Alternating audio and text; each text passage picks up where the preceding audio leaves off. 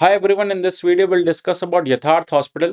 And जब से हमारा चैनल स्टार्ट हुआ है we have been discussing about this company about 1.5-2 साल पहले से।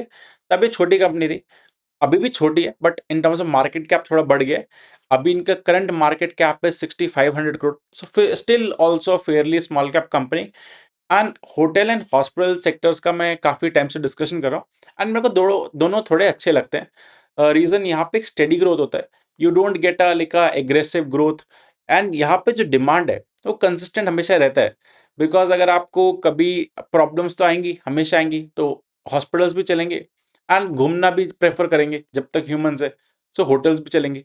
कौन सी कंपनी अच्छा करती है वो डिफरेंट थिंग हो जाता है, बट एज इंडस्ट्री लेवल चीज़ें काफ़ी अच्छी हैं। So let's start. But before continuing एक अनाउंसमेंट करना है that there is a free Telegram group जिसका link is in the description. यहाँ पे मैं बियॉन्ड यूट्यूब चीज़ें डालता हूँ in terms of quarterly numbers जो आते हैं and a lot of things. It's free for everyone, you can check it out and note it's purely for educational purpose, कोई बाय सेल रिकमेंडेशन नहीं है। सबसे पहले आते हैं यथार्थ हॉस्पिटल का बिजनेस मॉडल समझते हैं। बिकॉज अगर बिजनेस की क्लैरिटी नहीं है देन कोई फायदा नहीं है मतलब आगे बढ़ने का भी। तो इनके लाइक स्टार्ट करा था नोएडा से, नोएडा एक्सटेंशन, नोएडा, ग्रेटर नोएडा। सो नोएडा रीजन इनका फर्स्ट था, देन उन्होंने आगरा, दिल्ली, 2 हॉस्पिटल फरीदाबाद में, एक आगरा में। सो जब हम ट्रैक कर रहे थे उस टाइम इनके 3 हॉस्पिटल्स थे, अब 8 है। सो इन्होंने 2 साल में बहुत ज़्यादा लाइक अपना साइज बड़ा करा है। ऑल द बेस कम है तो इसलिए भी इजी था ग्रो करना। अब इनका करंटली 2500 बेड्स हैं। सो होटल हॉस्पिटल में क्या होता है, होटल में आप रूम देखते हो कितने रूम्स है, लाइक हॉस्पिटल में आप नंबर ऑफ बेड से देखते हो। Then there is a very key metrics in the hospital industry, ARPOB. एक दिन में, एक रात में लाइक इन्होंने कितना जनरेट करा रेवेन्यू एक बेड से, that is 32,000। And if you see the industry numbers like max Fortis, सबसे ज्यादा मैक्स हेल्थ केयर का नंबर है 80,000 अप्रॉक्स, 80,000 पे एक दिन का चार्ज करता है। दिल्ली एनसीआर बेस्ड चेन है, बट हाँ although as a patient point of view तो गलत लगेगा कि कम चार्ज करना चाहिए, but as a shareholder point of view आप दूसरी साइड आ जाओगे तो आपको लगेगा कि हाँ लाइक प्राइसिंग पावर है इनके पास। देन सबसे कम भी 42,000 है, बट यथार्थ का लाइक आपको और कम दिखेगा। So there is a scope and ये लोग ज्यादा मतलब pricing power I would say इतना ज्यादा भी नहीं है इनके पास, एंड थोड़ा अफोर्डेबिलिटी साइड फोकस्ड है। ऑल्दो इनका भी अब आरपॉप बढ़ रहा है। सो दिस शोज कि 32,000 है एंड हाईएस्ट 80,000 है। So there is a very significant room to grow. Then let's discuss about the इनका अभी रेवेन्यू मिक्स क्या चल रहा है। सो पहले इनका मेजर 3 हॉस्पिटल से रेवेन्यू आता था FY 21 में। Now if you'll see 8 hospitals हैं, इन जिसमें से 30% अभी नोएडा एक्सटेंशन से आता है। Then 27% greater Noida, then 18% Noida से, देन ग्रेटर फरीदाबाद 9% कॉन्ट्रीब्यूट करता है, देन झांसी ओरछा फरीदाबाद न्यू दिल्ली। सो इनका रेवेन्यू पहले बहुत ज़्यादा कंसंट्रेटेड था, अब वो स्प्रेड हो रहा है, तो डैट मीन्स कि रिस्क भी कम हो रहा है। बिकॉज अगर आप एक रीजन पे बहुत ज़्यादा कंसंट्रेटेड होते हो, ऑल्दो इनका अभी भी सारा नॉर्थ रीजन से आ रहा है, but still city wise and state wise diversify हो रहा है। तो इन्होंने अभी लाइक बहुत रिसेंट 2 एक्विजिशन करे थे, लाइक एक फरीदाबाद में ओपन करा है सेक्टर 20 में, and I belong to Faridabad, and यहाँ काफ़ी बोर्ड्स वगैरह लग रहे हैं इनके, नाम हो रहा है। देन मॉडल टाउन में, न्यू दिल्ली में, वहाँ पे भी, एंड ये अब रन हो रहे हैं। सो टोटल कैपेसिटी अगर जो फरीदाबाद वाले की है 400 बेड की है, एंड दिल्ली वाले की 300। ऑल्दो भी इन्होंने फुल कैपेसिटी पे नहीं, कुछ कैपेसिटी पे स्टार्ट करा है। देन आगरा वाला भी इनका फुल इंटीग्रेशन हो गया। सो ये पूरा नॉर्थ रीजन में बहुत केटर कर रहे हैं, एंड नॉर्थ रीजन में मतलब प्राइसिंग पावर भी है एंड डिमांड बहुत बढ़ रहा है। ऑल दो कॉम्पिटिशन भी है, बहुत सारे हॉस्पिटल चेंज हैं। सो अच्छा नहीं लगता कि हॉस्पिटल ज़्यादा बढ़ रहे हैं, बट हाँ धंधा तो बढ़ रहा है। तो आप अगर उस साइड मत हो, कस्टमर साइड पे आए, आपको नहीं होना चाहिए, आप शेयर होल्डर साइड पे हो, तब चीज़ें सही लगेंगी। सो अब आते हैं Q3 FY 26 के नंबर्स पे। सो इनका रेवेन्यू 46% ग्रो करे year in year, and EBITDA 35%। So sales growth से थोड़ा EBITDA ग्रोथ कम है, will discuss the reason. And PAT growth 41%।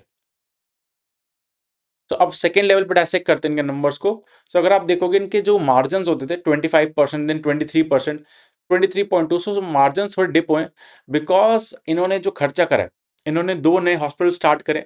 सो उनको जब एक्वायर करते हैं, आपको डॉक्टर्स डे वन से चाहिए होते हैं, एंड डे वन से रेवेन्यू नहीं आता। सो उसको थोड़ा टाइम लगता है। इनिशियली आपके खर्च होते हैं तो मार्जिन्स को ड्रैग करता है जो भी आप नया एक्विजिशन या नई चीज स्टार्ट करते हो। सिमिलर केस एंजल वन में भी हो रहा है, वो भी बहुत सारी चीजों में स्टार्ट कर रहे हैं तो उनके मार्जिन्स कंप्रेस हो रहे थे। And similar thing is happening in यथार्थ एज वेल। सो मैनेजमेंट ने जो गाइडेंस दिया विल डिस्कस, बट हाँ थोड़े जो मार्जिन कंप्रेशन हुए, it's because they want to grow at a higher pace, तभी ये एक्विजिशन कर रहे हैं। एंड एक्विजिशन लेड ग्रोथ में तो आपके थोड़े इनिशियली मार्जिन कंप्रेशन होता है। देन जो ट्रैवल टूरिज्म है ना इंडिया में, वो भी काफी बढ़ रहा है। एंड जो दिल्ली एनसीआर रीजन में एक और जेवर एयरपोर्ट है जो नोएडा साइड है, वो भी स्टार्ट हो रहा है। तो मैनेजमेंट को एक्सपेक्ट है कि जब ये एयरपोर्ट स्टार्ट होगा, सो काफी ज्यादा टूर लाइक हॉस्पिटल्स के लिए टूरिज्म आएगा। बिकॉज वहां पे like in case of gulf countries काफी ज्यादा खर्चा होता है इन मेडिकल पे। सो वो लोग इंडिया में आके करवाते तब भी उनको सस्ता पड़ता है। सो ये जो होता है ना, हाई मार्जिन बिजनेस होता है। एंड सारी हॉस्पिटल कंपनीज प्रेफर करती हैं इस बिजनेस को ग्रो करने के लिए। अब आता है Q3 FY26 का जो कॉन कॉल्स था उसके बारे में। सो मैनेजमेंट ने लॉन्ग टर्म गाइडेंस दिया कि 10% से अपना आरपॉब इंक्रीज कर सकते हैं year over year. That means ये वैल्यू ग्रोथ है। हर बिजनेस में क्या होता है, एक वॉल्यूम, कितने ज्यादा पेशेंट लाओगे एंड एक पेशेंट से कितना चार्ज करोगे। सो दिस इज समथिंग, एक पेशेंट से कितना ज्यादा चार्ज करेंगे, मोटा मोटा नंबर। देन मैनेजमेंट हाइलाइटेड कि जो इनका एबिटा मार्जिन है ना, अगर ये दो नए हॉस्पिटल जो स्टार्ट हुए हैं, एक फरीदाबाद में एंड एक दिल्ली में, इनको अगर आप हटा दो तो मार्जिन अभी 29% है। बट अगर अभी टोटल ओवरऑल लेवल पे 25% समथिंग है। सो 3-4% का ड्रैग आ रहा है बिकॉज ये नए जो खर्चे एडअप हो गए। बट इवेंचुअली यही बिजनेस ग्रो भी करेगा। सो खाली मार्जिन एक्सपेंशन अगर करते रहोगे विदाउट ग्रोइंग द बिजनेस, तो कहीं ना कहीं ग्रोथ सैचुरेट होगी। बिकॉज एक लिमिट तक ही आप मार्जिन एक्सपैंड कर सकते हो।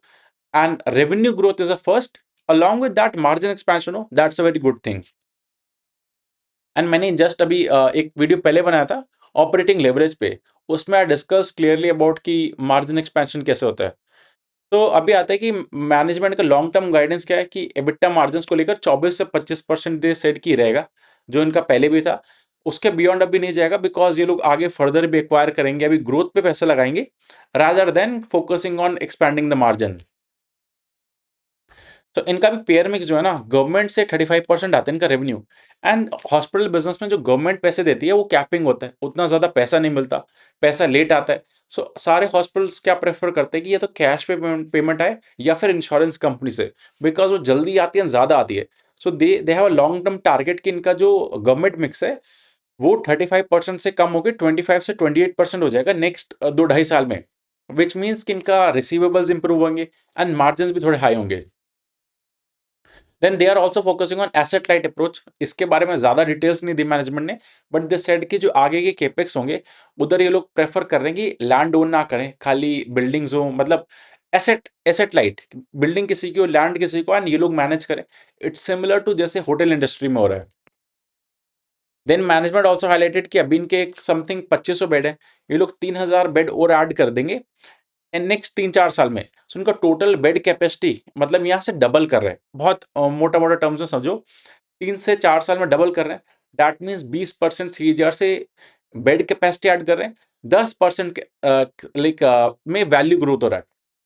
तो दैट इज 20% से आपके बेड्स ऐड होंगे, 10% प्राइसिंग पावर। सो 30% सीएजीआर का इन्होंने एक बार पहले भी गाइडेंस दिया था, वही इनका नंबर बढ़ता है जो ये लोग गाइड कर रहे हैं। सो अभी तक हमने सब अच्छा बात करा, but there is a risk in this. जो चीजें बोल रहे हैं जैसे 3000 बेड्स ऐड करेंगे, ये नई रीजन्स में जा रहे हैं, and it's not that easy to scale that hospital business. आपको रिस्पॉन्स कैसे मिलता है, आपके पास कस्टमर आ नहीं रहे, अगर कंपटीशन इंक्रीज हुआ, सो इट्स समथिंग अभी गाइडेंस है।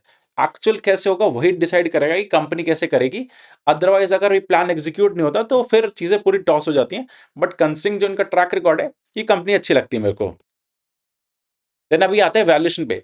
सो इनका in case of hospital business हमें ईवी टू एबिटा बेसिस पे वैल्यू करना होता है rather than price to earning ratio. Reason because यहाँ पे डिप्रिसिएशन कॉस्ट हाई होता है। सो आपका जो पीई रेशियो राइट पिक्चर नहीं देगा। ईवी टू एबिटा बेसिस पे 21.4, which is you can consider the PE as well। So it's fine, it's not an expensive valuation, it's like either scope hai in case of re-rating also। So we discussed everything। Let me know in the comment section if you have any questions। Okay, thank you।